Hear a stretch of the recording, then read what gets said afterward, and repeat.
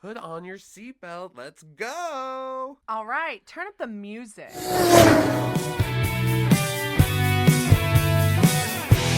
a killer on the loose. Look out, he's right behind you. He won't give me the ice. I'm scared, but I'm fighting back.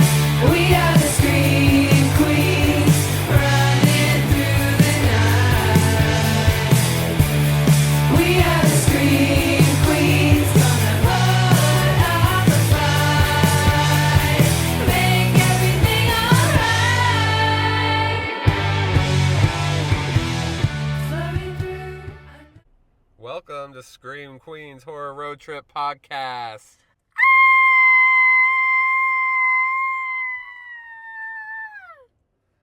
That is your final girl screaming her head off, and I am your sole survivor, Mr. Josh. Hey, Justine. Yes, Josh. So this is our annual Cabin in the Woods episode. Right. And I also want to announce this is episode 109. And we are covering Knock at the Cabin, M. Night Shyamalan's. But what makes this episode very special is this is our first episode with others in the car. We have passengers. We have passengers today. We have two little kittens, Dewey and Judy. If you're Scream fans, you get the reference for their name. They're going with us. So you might hear some light meowing or... Yes, these are Josh's daughters. They're my daughters. I adopted them in November. They're 5 months old, so they're still pretty little, and they just got spayed about 4 or 5 days ago. So couldn't leave them at home. So they're road tripping with us, and they're gonna stay in the cabin. We have one that's loving the drive, just chilling, relaxing, not making a word or a sound, and then I got another that's been pretty skittish, wondering like, what the hell is going on? What is this? So you might hear Dewey meowing quite a bit. Judy's chilling. Yes, and one's an orange cat and one is a tortoiseshell. Yeah, color. they're very different looking, and even their personality, everything about them is so different. And they are sisters from the same litter. Yes, it's a sweet little story. I mean, they were abandoned, unfortunately, in a parking lot, but they stuck together. And then Josh also just wanted specifically 2 cats. And he didn't want to adopt a cat just by itself. Yeah, and I read about them online and went and got them from a rescue. They were in a shelter, so I rescued 2 daughters, 2 little cats. Daughters. But yeah, we're going to get into M. Night Shyamalan's Knock at the Cabin, which is based off Paul Tremblay's book titled Knock at the End of the World. No, The Cabin at the End of the World. I was so ready. I was like, I'm going to mess it up. And I've read that book. And we're not really... yeah. And it is slightly different from the book. But we're not really going to get into that because we don't want to spoil. I think you should go read the book. The book was really edge of your seat, really frightening. Yes. This will in no way at all be a comparison of the book versus the movie. This is standalone.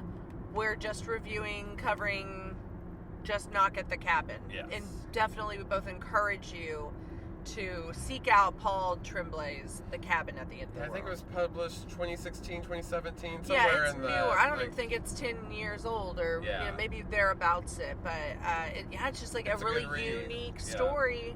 But as both the book and the movie title allude to, there's going to be a knock and there's going to be a cabin involved. And if you know what our hang up is about coming to Hochatown, it's we're going to a cabin. Yes, so this is our cabin movie this year. And you know what they say, if the cabin is rocking, don't come knocking. But someone came knocking at this cabin. Yeah, and also... our cabin's going to be rocking because we got 2 cats that are probably going to hit their zoomies at some I wasn't point. talking about our cabin. Well, what's funny is this is Valentine's Day weekend. It is.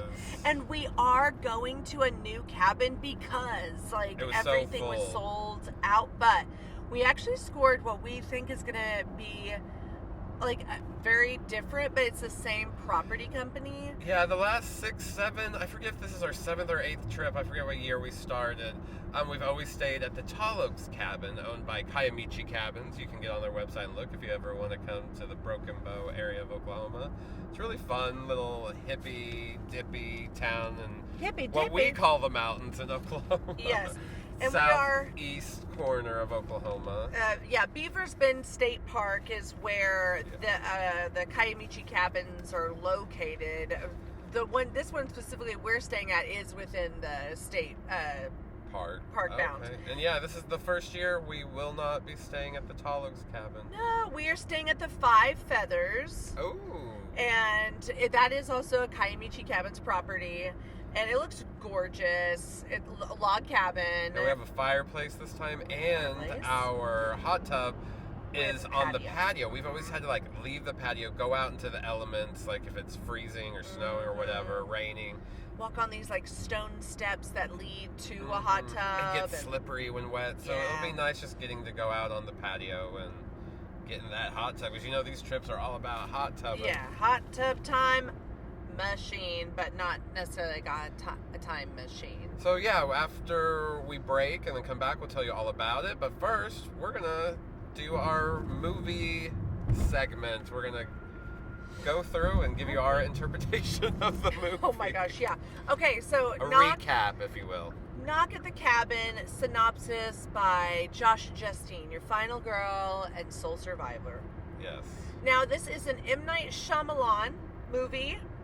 2023. Yeah, it's fairly recent. We also, if you want to see our reactions, if you go to YouTube, Screen Queens Podcast, we did a reaction to this movie a couple years, so you can watch us watch it for the first time. I will say I enjoy it more now than I did when we did our first reaction.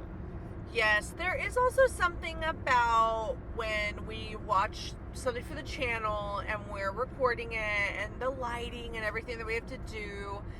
It's nice to revisit these with that aside. That, and I kind of put aside my feelings about the book and it's how they differed. Enough, the first time I watched it, I was doing too much comparing to the book, and I love the book. The book really is scary and intense, and this movie goes there. It has its moments, but I was really comparing it to the book a little too much. So seeing it now a few years later, after the book is further in the distance for me, it was more enjoyable. I knew what to expect, so I wasn't really comparing it to the book anymore. Yes. I think that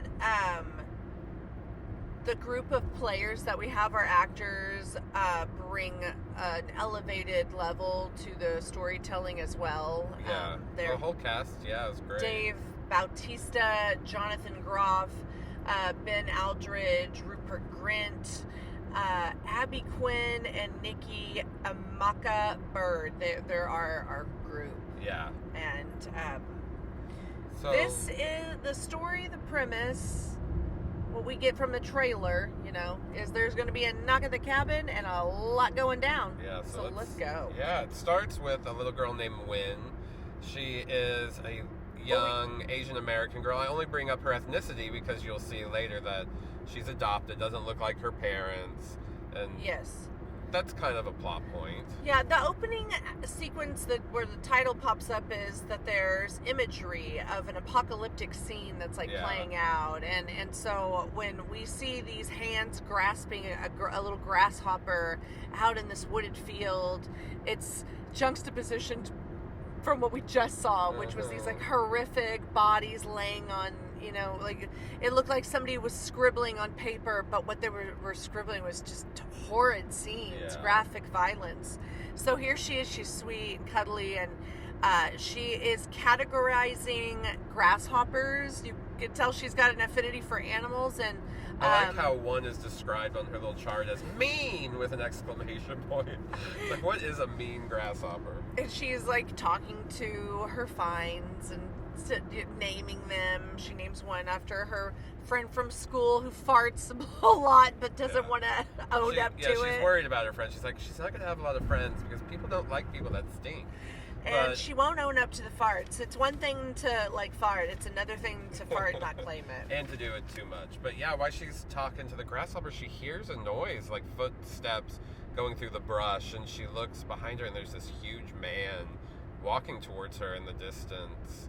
And Dave Bautista is, at least, I mean, he's actually had like, he's lost like a lot of weight, he's trimmed down, but in this role, he is more of the wrestler. You know, he's very built. Well, he said he's tried to slim down because he wants to act more, and he doesn't want to be limited only to like action. Yes, yeah, absolutely.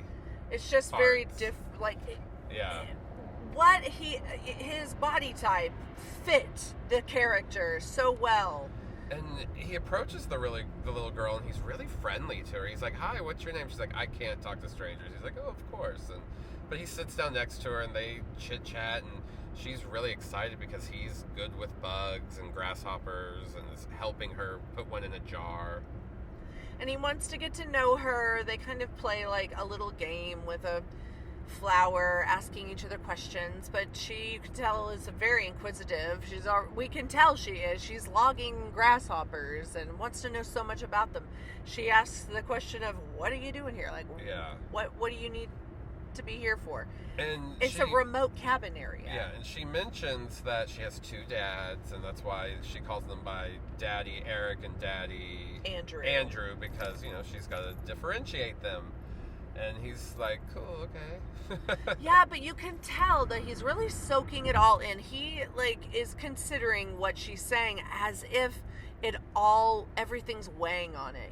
He's trying to maybe figure out who these people are. Why are they?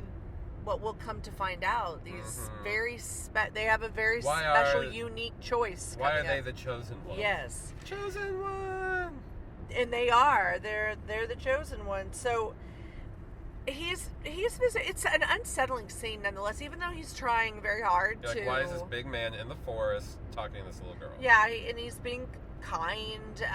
Is she about to get kidnapped? You're wondering what's the end game here. What's about to happen? Because the human condition is to question, especially when it comes with adults and kids. Yeah. But all of a sudden, here come more people, and we she's hear that crackle. Are these your friends? And these people aren't just walking up, they're armed, hand emptied. It's weird makeshift tools that have been turned into weapons. And those tools are somehow, even though they're makeshift, they look so medieval. Yeah, very scary. Very they look almost like scythes, and these people kind of they look like they might be doomsday. Yeah, it looks very barbaric. You're like, they're not just bringing a gun or a knife. They have plans. Yeah, one looks like it's 2 ice skates kind of making an axe type situation on a stick. And shoot, what's that going to sever off? So they all come up and they're like, "We need to talk to your dads." She runs off. Yeah. Obviously, that's what any person would do when they see people approaching with what appears to be. And Dave Bautista, what's his character's weapons. name? Leonard. Leonard is telling her tell your parents they have to come outside. We've got to talk to them, but she goes in and she's frightened, and she finds them. They're actually outside, just sitting on the back patio, and she's like, "You guys have to come inside. You have to come inside." And so sad. They were enjoying what must have been a lovely charcuterie board. They were talking about the wine and the cheese. The weather looks so nice. Kind of like a day where you could wear shorts, but you could also throw on a flannel with those shorts. Or maybe, by half the day you're having to bundle up a little bit. Yeah. It's beautiful, and Daddy Andrew and Daddy Eric are wonderful fathers. They scoop her up and they're listening to her, but nonetheless they're questioning what she's saying. They think maybe she's playing a game. They're like, "Oh, what? There's Jehovah's Witnesses at the door? What are you talking about?" And she's immediately they're walking up here. They have what looks to be weapons, and they've said that they have to talk to you right now. And so she's trying to lock the door, and then we hear the most foreboding kind of bomb, knock. Almost one of those hollow doors. It just makes this almost rattling / hollow sound. And almost sounds like a dungeon door. Yeah. Or something. We get our titular knock at the cabin, and then we have Leonard. Leonard's kind of the spokesman. He speaks the most for the group. He's like, "Hey, you need to let us in. We all need to have a conversation. It's going to be easier if we talk face to face." And the guys start to ask questions back, and he reveals that he knows their names already by saying, like, who am I talking to? Daddy Andrew, Daddy Eric, which seems, it throws them off. They're both kind of like, well, crap, already knows. They're like, when you really should not have been talking to strangers. Yeah. Or just even like, oh, they know that there's 2 men behind here, and it just, weighing in on everything. I would imagine that Redmond, who is the other man, is like, like, I've got more of a battle that I might have to put up. And he starts getting aggressive, that Redmond. He starts, like, really cursing, telling him to get the F out there. They keep saying, like, you have a big decision to make. Yes, and Andrew, at this point, everybody is scared. They've tried to check their phones. There's no phone cell reception. They've picked up the landline. They are not getting a ringtone. It's revealed that the 4 individuals knocking at the cabin door had to cut their phone line. And then... And they're also like, and we know you don't have cell service, so we know you're not calling the police. Yeah, like, you're out here on your own. And Andrew then, like, he just throws it out there. He's like, I have a gun. And he's not joking, though. We do find out he whispers to Eric that he did bring the gun from home, but it's in the car. Yeah. So we know that, or the audience knows that, and they know that, but the 4 people on the opposite side of the door don't know that. And you can tell that information starts to give the 4 on the other side something to think about. They're starting to question how they're going to get inside without getting shot, because everything's going to matter. Who dies, when they die, the chronology of it all, that matters. So they don't want to be shot before their time is to be shot.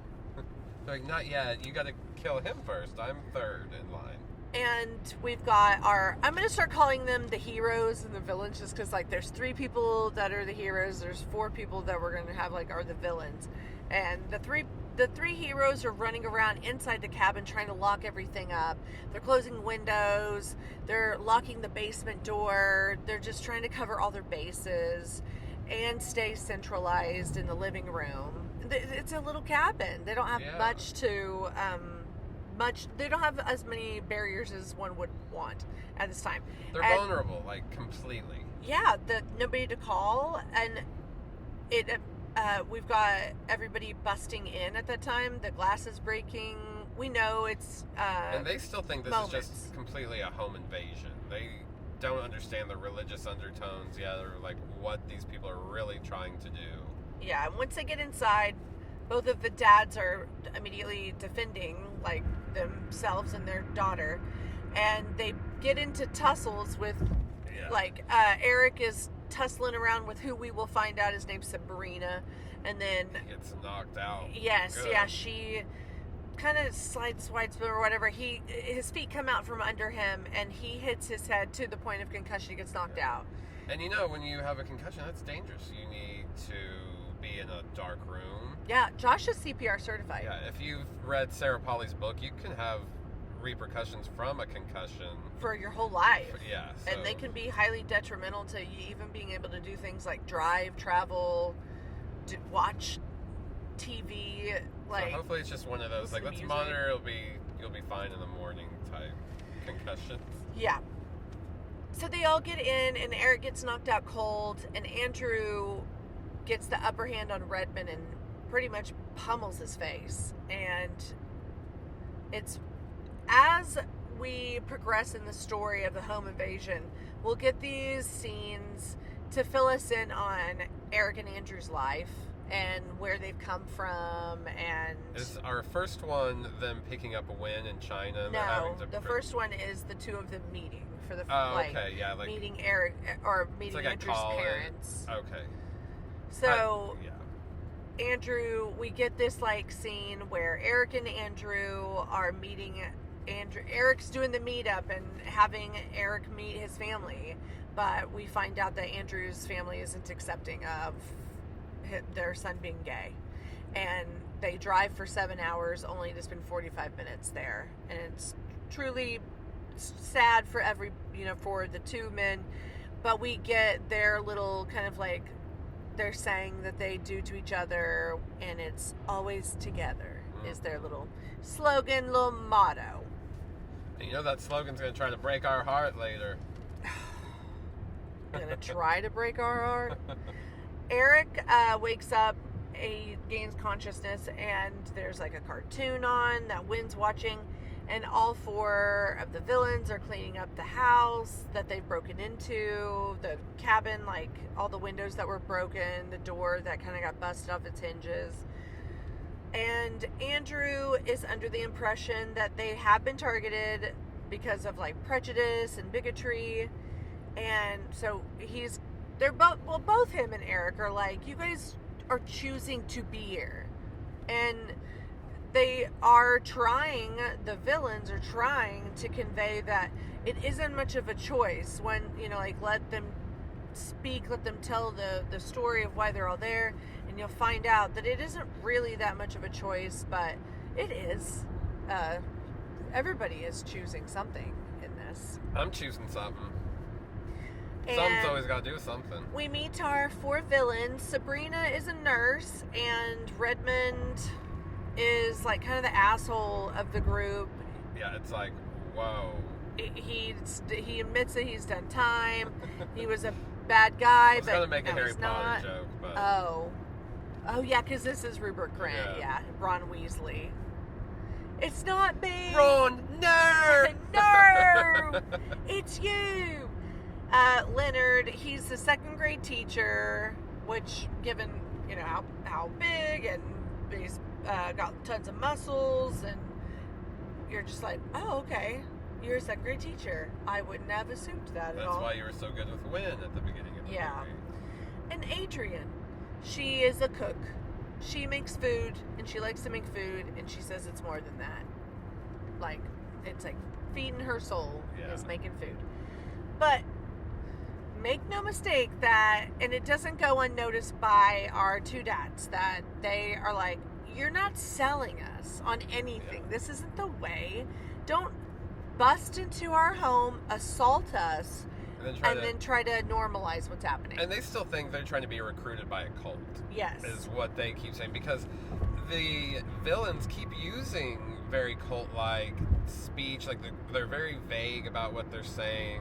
But they're alluding... Yeah, but they're alluding to, like, the end of the world and being given a message that they have to bring to them. Like, it's all very... Like, I wouldn't believe it. The whole time, this whole movie, I'm with Andrew, right? Yeah. And I'm like, this is all bullshit. This isn't real.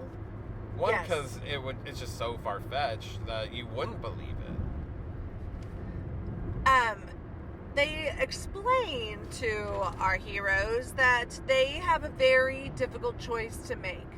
That they've been brought into this cabin, the 4 of them, by visions. Yeah, like divine intervention. And the visions explain that horrid, catastrophic, apocalyptic events are going to take place if the 3 heroes don't willingly decide to sacrifice one of the 3 of them and be the ones that unalive that individual. Mm-hmm. So but if you don't do that, there's going to be repercussions. Yes, if you don't do that, these 4 people, they will unleash plagues onto the world. And it's like, yeah, that sounds so fucking bizarre. Why would anyone fall for that?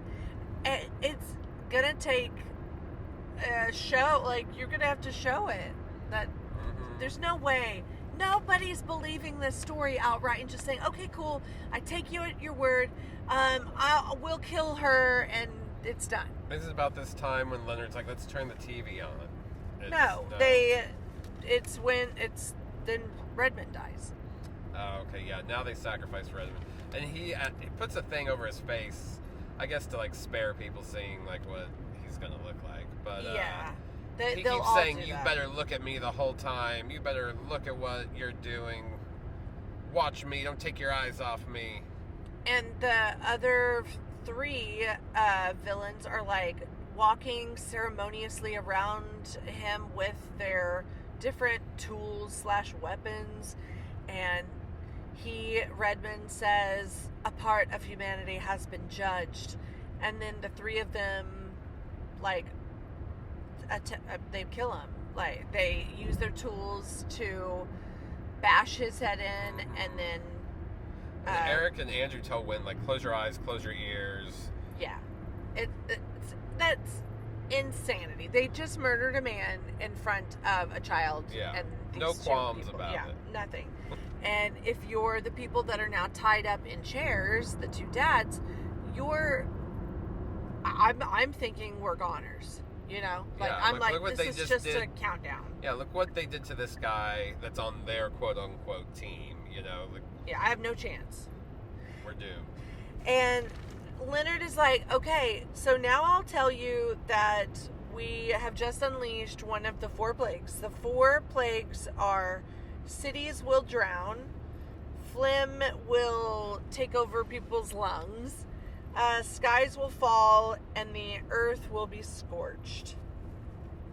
And yikes. Right? Like, sounds like a bad Friday night for sure. I'm like, so the whole world's not gonna end, or like just bad shit's gonna happen? Like, is this like just like one thing happening in like one town? Is everybody gonna die, or just a lot of people? Because that's a big difference. Everyone and a lot of people is different. But Leonard is stressing. He's like, 7+ billion people are gonna die if you don't make this decision. And so they turn the TV on at this point, because they're like, we've got to see what the plague looks like played out in real life. They've had their visions, and the way that they validate their visions is by watching the news cycle. And then if something pops up and they're like, yes, this is what I saw in my vision play out, then to them that's justifying everything. But Andrew's not convinced. He's like, this isn't even a live broadcast. You could have known this was coming on. This happened several hours ago. Yeah, there was an earthquake that took place, and subsequently there is tragedy that's happening in an area of the Pacific, and then in like Hawaii they've evacuated, but it's like, Leonard's like, no, that's not it yet, we're not done. And then right after that, the news reel gets interrupted, and it's like, this is late breaking news. Another earthquake has gone off in the Pacific. It's an 8.6, which is, I mean, we know that's crazy. That's a big one. Like, that is a world changing. Yeah, usually, like, you know, a 5, a 6 is detrimental to like whatever area it hits. And it's one thing having an earthquake on land, but when it's detrimental, that has to do with your teeth. But it's like these earthquakes that happen out in the water, that usually they're big, they're like, you know, they're very disruptive. They cause these tsunamis. And the tsunamis, they make huge waves. Well, they're all watching it play out, that a wave is going to like make an impact in like 5 minutes to the shoreline of Oregon. And it's all played out on the screen where we're all watching on TV as this like humongous wave crashes into a crowded beach, and people just die. I saw people get drowned. And so cities will drown. The first plague has been unleashed. Cities thou shalt get drowned. And all over the world, there's cities that are going underwater. I'm trying to make drowned a thing. Drowned? And I'm trying to like not make it a thing. We can't be sounding ignorant like that. All right, let me look at my paper. I've got, and I'm trying to move this paper oh so softly because our sweet little baby kitty seems to be so turned up by rustling paper. Okay, so Redmond is dead. They clean up their little messy, but I do want to point out that when they do kill Redmond, when they're all doing their ceremonial dance kind of around him with their weapons, Eric sees a strange like light and figure in this mirror behind Leonard. But, you know, as the audience, he just got concussed. Right. We're thinking, you've just been concussed. You're just seeing things. So next, as we have the cleanup crew coming in, we get this scene of Eric and Andrew meeting their daughter for the first time in like I think it's in Hong Kong, like orphanage. And they have to pretend to be like brother-in-laws, basically. He's like, yes. My wife couldn't make it to the adoption. So this is her brother. Yes. And it's like everybody knows what's going on, but people, like the nurses in Hong Kong, are just happy that a child is being taken care of. Yeah. And these men are happy that they feel their family's complete. And they, there's continuing to be like news coverage of the earthquakes, and it's unsettling to Eric because he's also has a concussion. Everything to him is just like really overwhelming, and Andrew is very upset, and he has this recollection at that moment of the bar scene, he says to everybody, "This is the guy that attacked me years ago." And they're like, "What are you talking about?" And then we get a flashback of the two men in a bar just talking, and they're talking about their something that gets overheard by a couple hillbillies. Yeah, and by hillbillies, it's like they're in Boston. Yeah, it's just these people are just bigots, and Boston hillbillies. Yeah, and there's hillbillies in every state, y'all. It kind of sounds like Redmond, homophobic, like it. Well, no, I'm just saying the character sounds like Redmond. You hear his voice.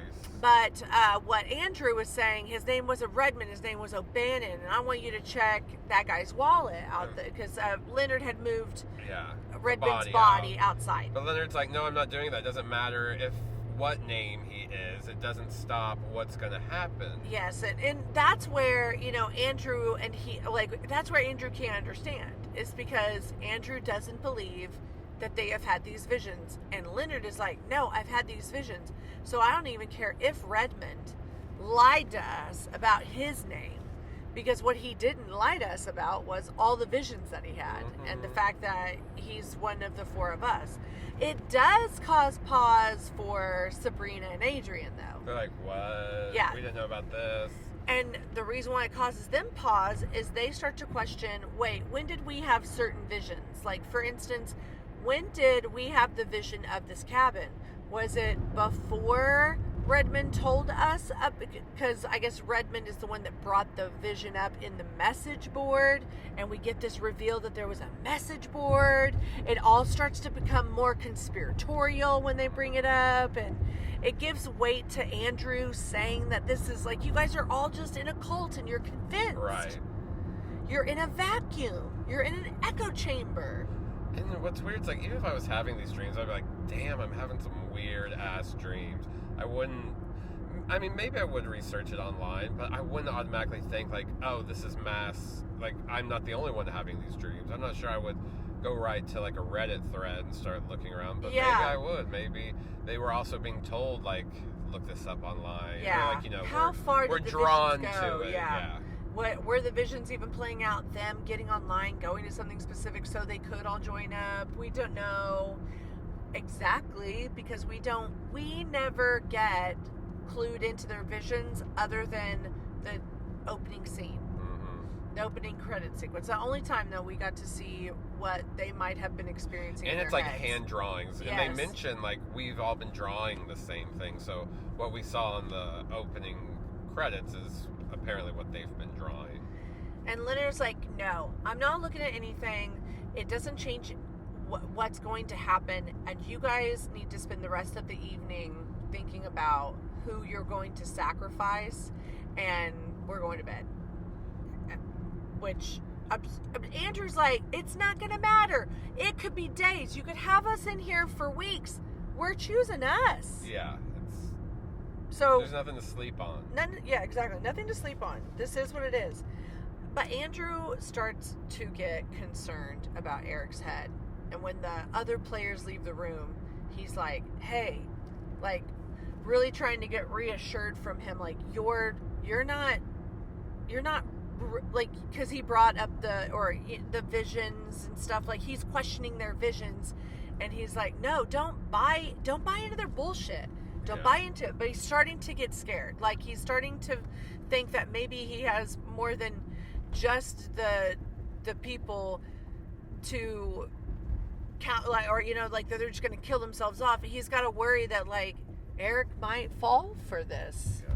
And he's starting to worry because Eric seems to be asking more questions and is seeming to, like, maybe be swayed in that direction.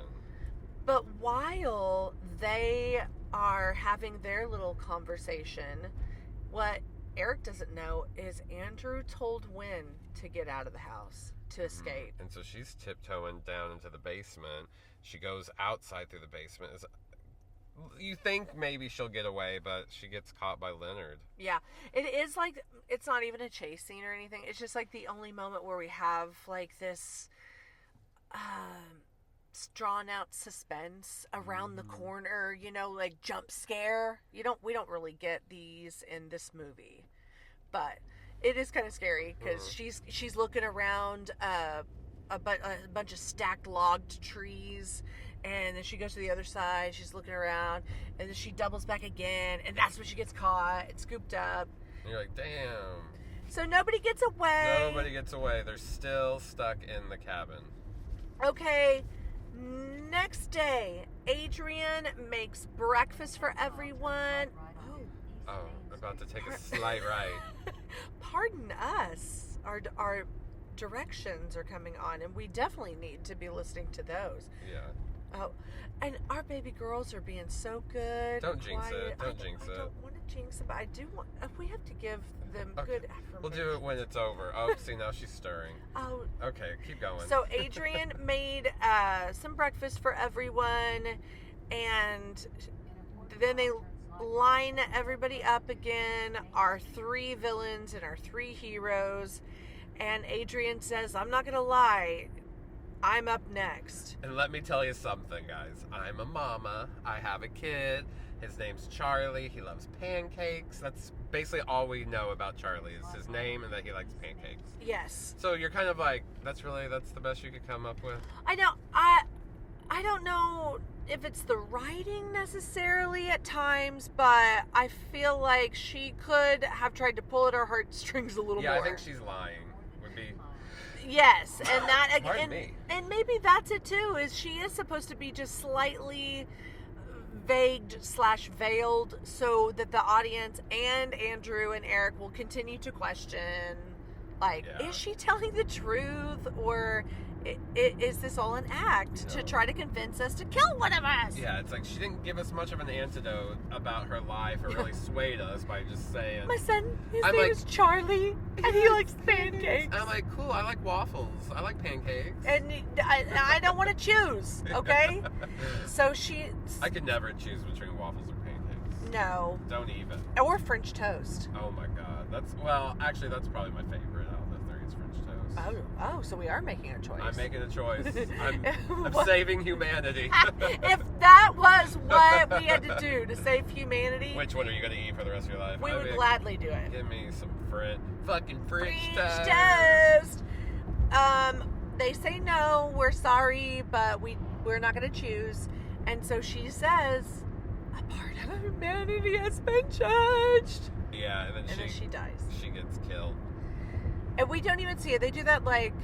yeah, you just hear from like outside the house. It goes to like just get a shot of the cabin outside. Exterior shot. Yeah. You just hear her dying. You hear like stabbing. Yeah, well, they're always stabbing. Yeah. They always be stabbing, Josh. They always be stabbing. Always. But also, we get, while all this stuff is, it's always ceremonial, you know, and we get, while this is playing out, little whispers from Eric and Andrew that they've loosened up their ropes that had been tied, and Wynn had snuck a knife to one of her dads, so he was able to cut through his. And he's causing a commotion, like he starts yelling and going crazy, so Andrew, can get his ropes undone. Yeah, and Wynn is causing a scene. She starts screaming. That's what I meant. Yeah, it's Wynn screaming. Yeah. Well, Eric falls over. Like, they're all causing a distraction. That's true. And it's Wynn who's screaming. She wants to, it's so funny that they do it right then after, like, there's a dead body on the floor. And that's when they decide to do their distraction. So it does mean that Andrew gets out. He is able to get out of the chair. He has to walk like really gingerly, and it's because his muscles are weak from not he hasn't stood up in so long. The blood flow, but he gets sneaked out. He nearly gets to his car before Sabrina comes running out. She comes after him, and she gets him really hard in the leg. She knees him in the leg, and he but just with like a stick. Yeah, like I mean, it's not just like she like when you like take your foot and you knee somebody and knock them out from under. Doesn't she have like a pickaxe? Yes. And she like uses the blunt side of it to like hit him really hard in the leg to disarm him. And there's like a slight tussle. He throws rocks in her eyes or kicks up rocks. Yeah, it's that old throwing sand trick, but he's got like, dirt and throws it in. And then he climbs into his car, locks himself in, climbs to the back seat to get the gun. He's trying so hard to get the gun, but the code won't work. And I think it's only like a fingerprint or like he's just touching a button. I think it's either that his hand is bloody, so the thing can't read his fingerprint. And so he keeps trying to like clean his hand off. And we have Sabrina like breaking windows, getting in, and then she's stabbing him in the side. Yeah. But like also, I still think with the blunt side, but she's like just pressing it really hard. It's enough that he's bleeding. Yeah, so he's getting stabbed. It's a blunt object, but he ends up getting his gun loaded, and he fires a warning shot like right by her head. But it's enough that it throws her immediately. Her hands go up. She's like, okay. She starts backing away. He gets her back in the house. No, she runs off. Oh, she runs. Well, yeah. Doesn't she go into the house? She runs off into the forest area. He goes back into the house and gets Leonard at gunpoint. And Leonard is like, guys, we're going to have to make another choice soon. And that's when Sabrina comes running into the house. And he turns around and shoots her. Yes. Bye, Sabrina. She was no teenage witch. But she was a full-grown bitch. And so she's sitting there, like, bleeding out. They don't even have to... There's no saving Sabrina. No, she is bleeding out. And so Leonard does his whole, like, humanity has been judged. And he kind of unalives her just to... Yeah, show her some mercy. But also follow through with what they need to do. True. And... it's at this point that he's like, you gotta turn we forgot to turn the TVs on earlier because we didn't even talk about the second falling from the sky. No, we didn't even talk about the plague. That's the second thing. When Adrian died, they turned the TV on and the plague was like playing. That there was like hospitalizations with people that were having this thing called X9. And it was a virus, and their lungs were basically filling up, and they were dying. And so now we're on to the third death, which means the third plague happens, and the TV gets turned back on, and planes start falling from the skies. And it's like 700 of them, and there's news footage. They're just like, bloop, bloop. And that is scary. As generationally, as... we were children, we were teenagers when 9/11 happened, and we saw planes enter a building. And so forever, in my mind, anything like a plane falling from the sky is horrifying. It's very traumatic to like just replay over and over again. And it's happening. They're dropping everywhere. They're dropping in bodies of water. They're dropping in the cities again, which that imagery to so many people is just it's a reminder. So now we've just got a lot of disasters happening all over the world. The planes are falling out of the sky everywhere because there's news outlets from the UK, from France, from Sydney, from Australia, or sorry, that is Australia, from like Mexico. They're everywhere. The planes are falling. Oops, maybe we should have believed them. Glad I didn't book a flight that day. No, that's awful, terrible. But also, like, are you still not believing them, Josh? I would be like, I don't know what's going on, but I don't know if I ever really would, or maybe I would be panicking and just be like, okay, this could it have been? I think maybe I would get confused. This is where it's, and both of them, because Leonard even calls out Andrew. He's like, you don't even know anymore. Like, your face is telling me that you don't even believe yourself anymore. Like, Andrew is over there at this point trying to rationalize with himself how this all is a farce. He's like, no, it's something about like live news feed footage, short circuit TVs. Like, you guys are pumping this in. Yeah. He's starting to sound like the conspiracy theorist at this point instead of them. But he's still trying to rationalize the irrational, which of course, I feel like most people would be. You know, with something so unprecedented. Like but it's it's like Leonard is. I guess he's just at the point where he thinks that maybe he's getting it in. You know, like, all right, see, you see what's happening? Everybody's dying. I need you to make this decision. But I don't, and we will find out in just a little bit that, like, I don't think it was ever going to be a decision that was made until all 4 were eliminated. Yeah.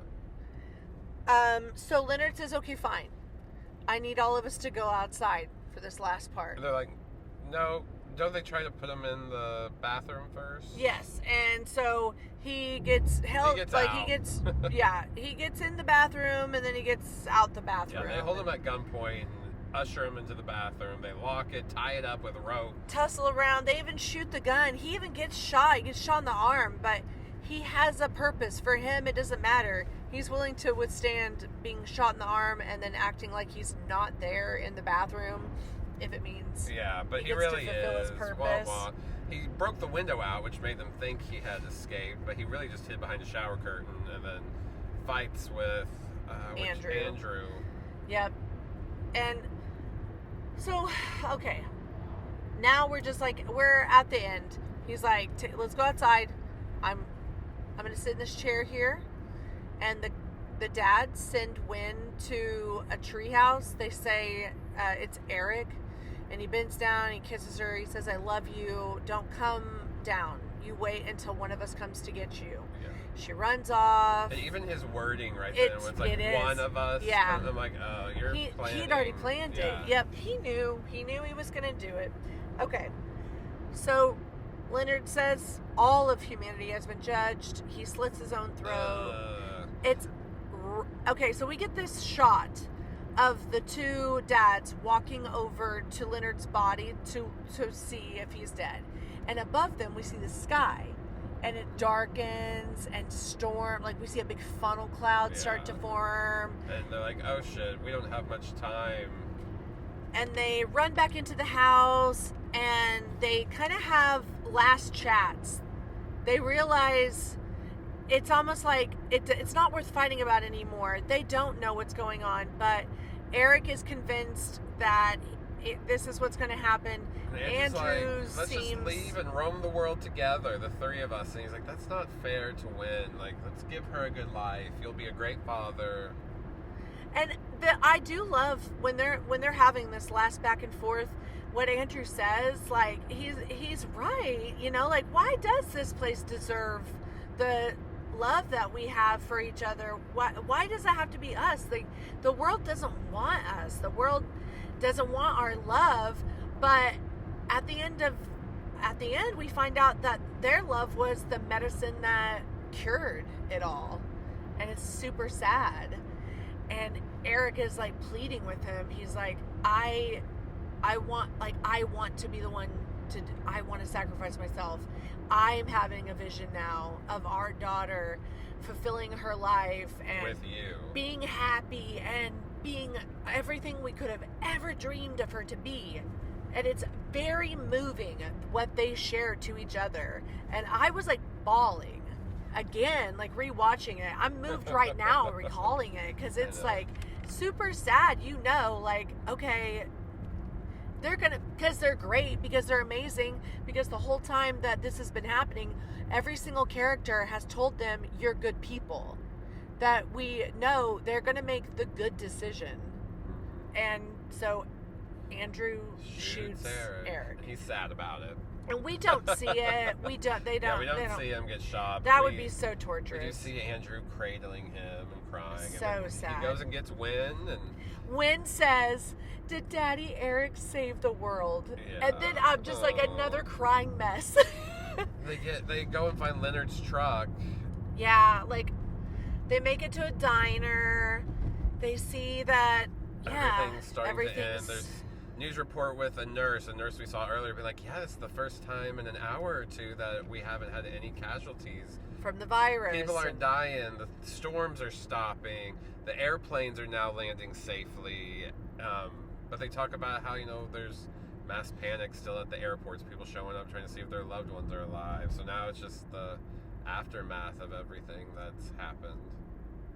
And the movie will end when they get in the car, and a song that has played a couple times in the movie that's kind of their song, Put On My Boogie Shoes. Yeah, there's a flashback earlier where they're all like jamming out to it in the car. Cute. And it's like, you can tell it's like their little family song that they always, they all have like their little things they do, and it's so you're like, okay, this is like their song that they. And the two of them are sitting in the front seat, and the song comes on, and it is like a signal. It's supposed to be from Daddy Eric saying that I'm always with you. And at first Andrew can't take it. He turns it off. He turns it off a couple times, but then he just lets it go, and they. Well, Wynn turns it back on. Yeah, that's what I mean. Yeah. Wynn keeps turning it on. Andrew keeps turning it off. And then they decide just to listen and drive off into the sunset together. Ugh.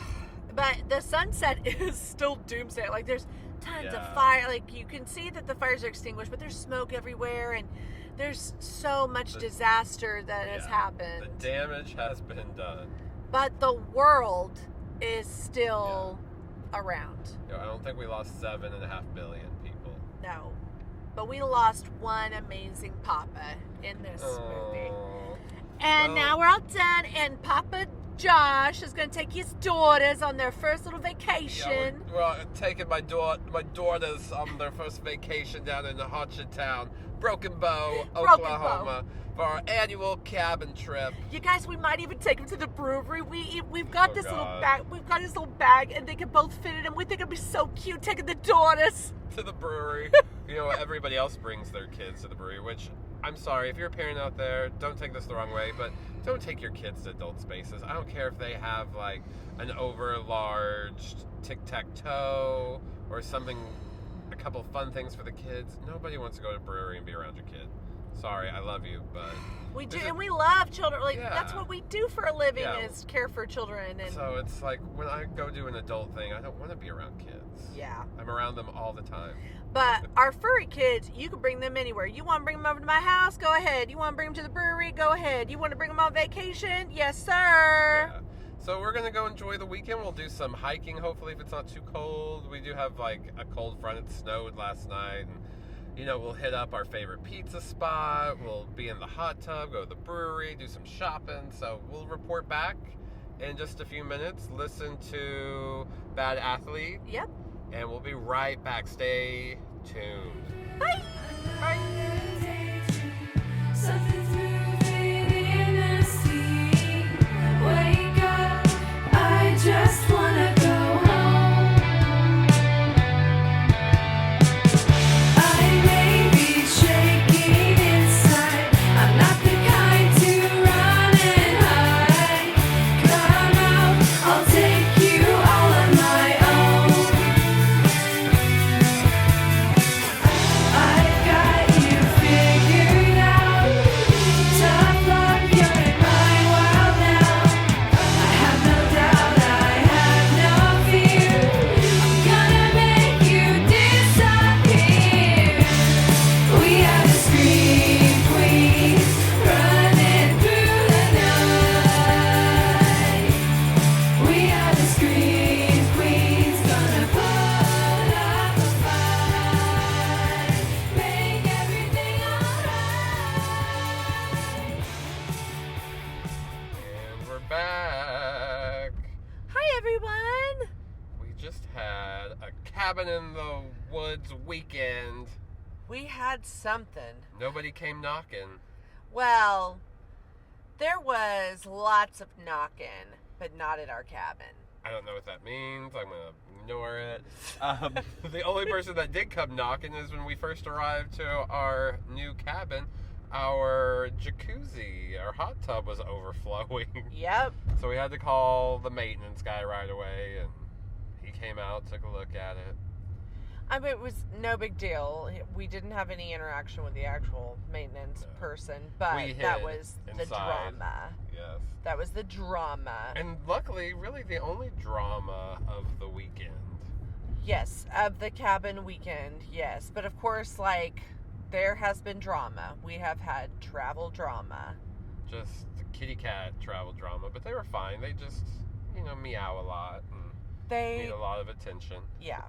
They were a handful. They were fine in the cabin. They chilled, slept, hung out with us when we were there. Mm-hmm. Been waking me up, kissing my face, bright and early in the morning. They're my little coffee queens. They do that. That's why they don't come in my room at night. I keep my door shut. They can have the rest of my house while I'm asleep.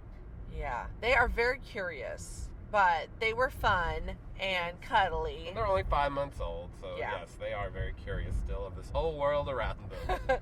We enjoyed them. But nonetheless, we enjoyed our trip, and we're going to tell you all about it as we checked into the Five Feathers cabin and then proceeded to get right to it. We couldn't wait to join or to, I guess, like have a reunion with our Beavers Bend Brewery. Yeah, but before we get into that, I was going to mention we ended up liking this cabin a little bit more. It has like the same aesthetic, same company owns it, so it was very similar to where we stayed before, but we didn't have neighbors. We were a little bit more isolated. Our hot tub was on the porch instead of having to walk out, go down steps, and then go out into like a covered little outhouse area. So that was nice. I think will be our new cabin from now on. Yes, we've elevated our lifestyles, and now we are Five Feathers. And it had a fireplace. We never turned it on. We could have because it was cold, but we just didn't. Yeah, we have agreed that maybe next year we're gonna stay one more day, so we just can experience a little bit more of the cabin. And there is so much more going on in Hochatown, and we can't wait to tell you guys about it. And we got to dip into a couple of new places for ourselves, and they're also like new to Hochatown or have been there the last couple of years. So let's get into it. Yeah, our first night was just a night of familiarity, doing things we've already done before. Like, we went to our brewery, had a few beers. It was super cold, and their seating is only outside, but they have it kind of contained with like, those plastic curtains, and they have lots of the heaters, and they're like very strong heaters. Like, you stay warm even in the cold outside. So that was nice. And then we ordered pizza from our favorite pizza place. What's funny is like we could, from our view of we're outside, under our heater, and we're drinking our beers, ordering our pizza, and looking at the place from across the street. Yeah. Like, it's always so town. busy. Yes. The pizza place is always hopping. I called, I swear, like 19 times before somebody actually picked up, took the order, and then it was going to be another like 35, 40 minutes before the pizzas were ready, which they're worth the wait. That's not even an argument. They're worth the wait. Yeah, the pizza's very good. We like it. And so we like it so much we end up getting it the next day. Yes, but we also, before leaving the brewery, picked up a couple of growlers. They're really inexpensive there, and it's a lot of beer. And you get to keep the jug. Yeah, you can keep the jug and take it for refills. And we had like the whole night ahead of us, and we were just kind of like making it a beer night. So we picked up our growlers, picked up our pizza, went back to our cabin, really got ourselves immersed in the cabin. Watched the White Lotus. We couldn't get in the hot tub that night because it was still heating up from them filling it up and it overflowing. Due to all that hot tub drama. Yeah. We had hot tub drama. That was a little disappointing. That's sometimes the first thing we do when we get to Hochatown or the Beavers Bend area is we get in that hot tub like first thing. But thankfully we did have the new like White Lotus episode to watch, and we had been talking about it on the way down, so that was our like consolation prize. We would just watch that and chow down on some yummy pizza, and then excuse me, kind of hit the hay early. We did want to wake up and kind of take advantage of the entire day, get in jam-packed with all our activities. Yes, and first up was hiking. We go to kind of the same hiking spot. It's Beavers Bend State Park, and it's one of the first entrances if you're coming up from the south. And we go to like the visitor center area, and they have some good hiking trails from there. And we did our little like 1.5-mile trail. Yeah, well, right before we went to the Beavers Bend State Park, though, we went to Hochatown and got cold brew. That's and right. we kind of found on our way in so how it's all like land-wise divided up is when you enter into Broken Bow. And so first we journeyed through Broken Bow and saw all of the new businesses that had come up, and then made our way into Hochatown. And it was on that little journey that we saw that there was a new kind of like collective kitchen outlet that had like a lot of different stores, including like a coffee shop, chocolate place, a new Italian restaurant, a really neat souvenir, and also like wood furniture store and other things that it was just like growing in there. But we saw that coming in, and we had mentioned we were going to go there first thing in the morning. So we did. We went there and grabbed our cold brews, saw what else there was to take in, and we were like, okay, we'll come back because not everything else was open yet. But we had some cold brews and Uncrustables to start our tree trail. That was breakfast. Yep. And you got to protein up. We were going to do our tree trail walk, and we had fancy poses that we needed to get taken care of on our bridges. We did sexy legs. Yes, we did. So sexy. Then we went to one of our favorite stores. It's called Hochatown, and Justine got some nice merch. Yeah, it's like the best souvenir shop in town. It's one I recommend the most. I just love like their particular styles and their choices. Their logo I love. It's called Hochatown. And the store is just really nice. It's really cute. Too. But I got myself a hat, got a Beavers Bend long sleeve tee, and then we were like, you know what? Let's go get our little asses freshened up. And we did. Because we were trying to figure out what we wanted for lunch. It was quite the debacle. What to have to lunch? Huh? What to lunch? Well, we ended up going to the Hochatown Saloon. Yeah, we went ahead and went to the Hochatown and went to the chocolate place and went to the forest store, and decided that we were going to save the Italian restaurant for our next trip to Hochatown. We had not been to the Hochatown Saloon, and we were right next to it. Our cabin was so close to it. And it really is like saloon feel. It had that old, West look to it.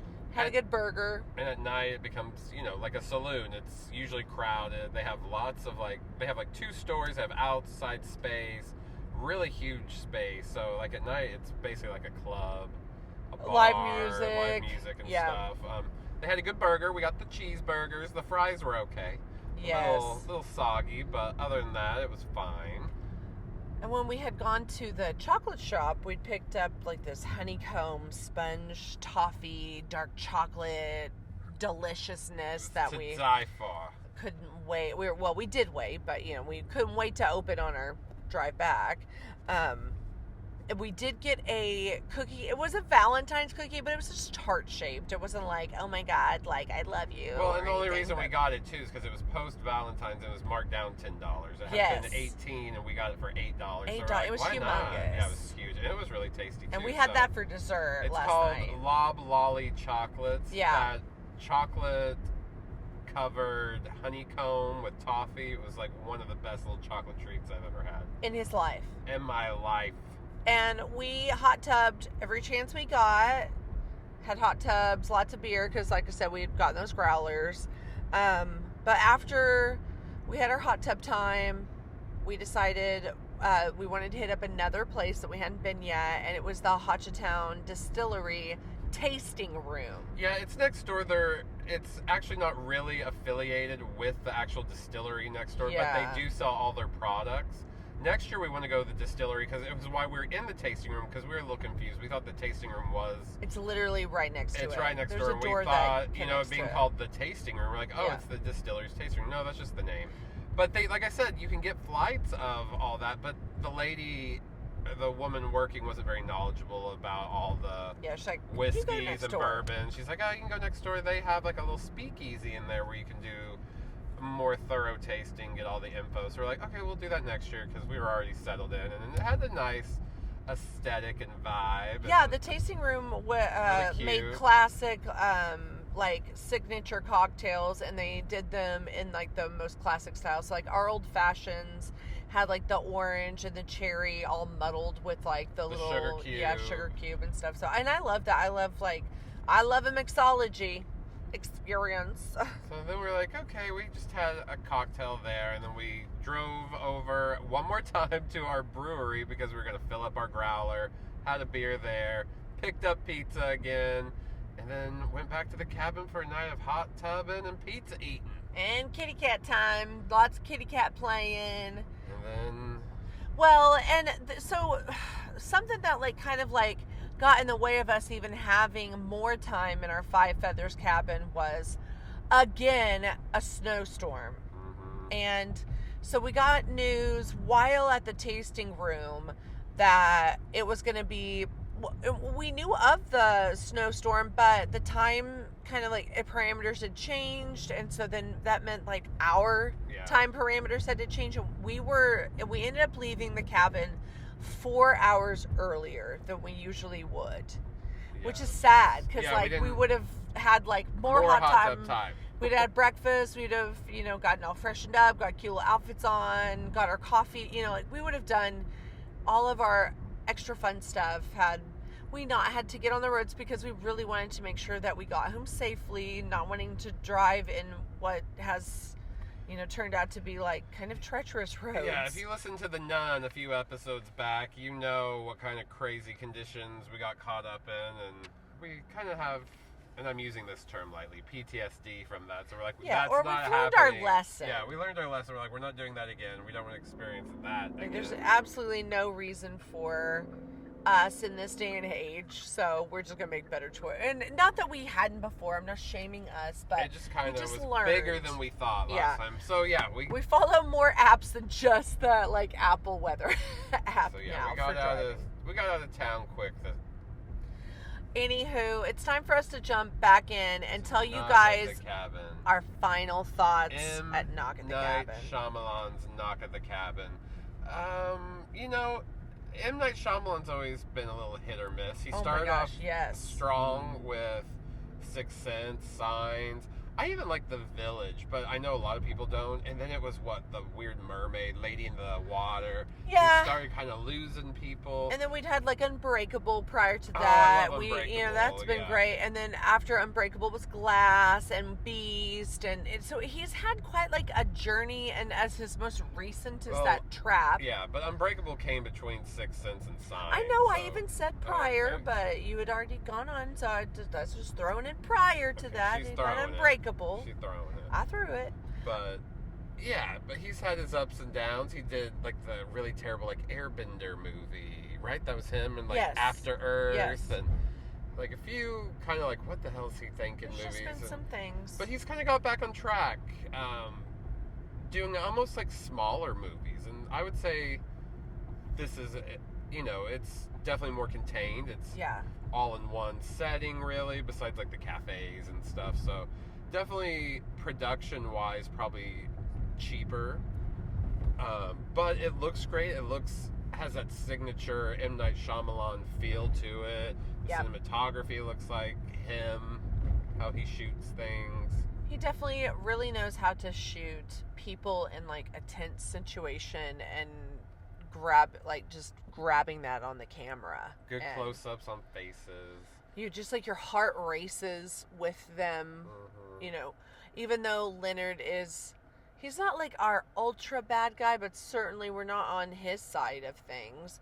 but you empathize with Leonard and the other, villain characters because they had their own motive for being there. They saw these visions of people dying, and in this movie, it was a reality. And to them, they're not villains. The people in the cabin are kind of the villains because they won't make this choice. So it's kind of depending on whose side you're on. Of course, we're going to be on the side of the people having to choose because we started the movie with them. We empathize with them. They were the ones confronted with this ridiculous notion at the beginning, or, quote, ridiculous notion. But, okay, tell me, Josh, what Knives rating are you giving? We haven't even done our favorite scenes yet. Yeah. So favorite scene, mine would be when he runs out to get the gun. Oh, yeah, that's super In the book, it was one of the most tense moments reading it, and in the movie, I think it's also one of the most intense moments in the movie. Like, it's a nail biter on the edge of your seat. You're like, get the gun, get the gun! The woman's breaking the window, trying to get in. Like, there's just so much going on, and it definitely kind of has you in panic mode. So, yeah, I think that's my favorite scene. Yeah, it's hard to kind of, like, pick a favorite scene, just kind of because of, like... It's almost big, long scene. Yeah, it's kind of theatrical, and then it's, like, all drawn out. It's very talky, and a lot of it is just, like, you playing this back and forth with these characters on believability or not. But I agree. I'd probably say that my favorite scene is when they have that moment. It all comes together when blows up once I watch that cartoon. Eric falls over in his chair, gets a distraction. Andrew gets to run outside, and we have our moment of sheer suspense, and then it's all done because they go back inside. That gun becomes a big problem. Poor what's her face, the nurse lady, she dies, but it doesn't like break the chain of events for them. They kind of like keep to what they're doing, or Leonard does at least. Yeah, that's I agree. That's my scene too. So tell me, what is your Knives rating? I'll be generous. I'll go 3 knives. It's not my favorite. Like I said, I'm still comparing it to the book. However, the more I watch it, the more I seem to kind of enjoy it more. I do like that, most like cabin in the woods type movies are very like slasher oriented or about the gore, and this one's more psychological. It plays with your expectations of like, are these people lying? Are they not? I think they're lying, but then, you find out at the end, in this case, in the movie, they were not lying. They save humanity. But then it could be like, or did this stuff just stop naturally and it was all a coincidence? Was everything a coincidence? I don't know. I hope not for Daddy Eric's sake, who gave his life, that would be a bummer. Yeah. That's part of the thing. It's like, was it worth it? I guess so, because the second he did it, everything did stop, but... I want to give it 3 knives as well. I enjoyed, the movie itself. It had me on my seat, and had you on your seat. It had me on the edge of my seat and on it and off of it and up and down on it. It was quite the ride. I'm glad you weren't on the floor. I like the characters, and I think that the actors did a really great job. So as far as like performances wise, I liked it. It had me thinking, what would I do the whole time? Yeah, and my heart went out to most of the characters. Redmond was a little hard for me but at the same time, I don't want to discount, he had those like same visions. We're all in this story together, guys, so we're just going to go on that it was real and he had these visions. And but believability wise, like, I think all of the characters really drove it home, and story wise, I was scared. I wanted them to stop. I wanted it all to not be real. I hated thinking that these cataclysmic events were happening and this poor child was being traumatized. So in that, it really evoked a lot of emotion for me. And they do a good job of really quickly getting you on the side of the family. Like, you care for this family, you care for Wynn and the husbands, and you're worried about them from the get-go, because everything starts very quick. Mm-hmm. The movie starts, Wynn's playing, she gets approached, is told, like, hey, go get your dad, and something's up. Yeah. They have weapons, so they do a good job of having you feel for this family in like a really short period of time, which is, good on the actors and M. Night. Mm-hmm. And how he peppered in those scenes that helped connect, like, what the characters were feeling and maybe why they were having a response to something that was happening on the camera. And you're just like, oh, this is how these two individuals came to be, a couple. This is the journey that they've been on, adopting their daughter. And also just like, these are some of the ways that they had to get around culturally to become a family. It's why it's so important for them to stay together. And so you just really felt for them very specifically, especially when Andrew is going on that rant at the end about, like, why should these people have our love? If I was there with him, why should they have your love? So yeah, across the board, 3 knives from both of us, and we will be back next month with a special St. Patrick's episode of Leprechaun. We're finally covering a Leprechaun movie. We're gonna go stay at a casino and we're going. See how lucky we are.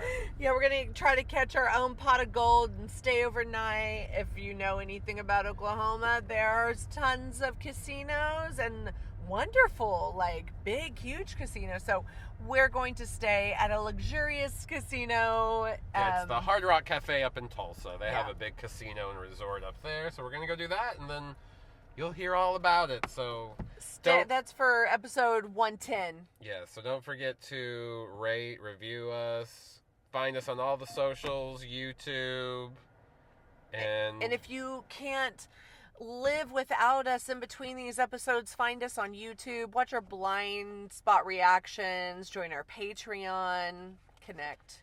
Yep, and we'll see you soon. Love you bunches. Bye. Bye.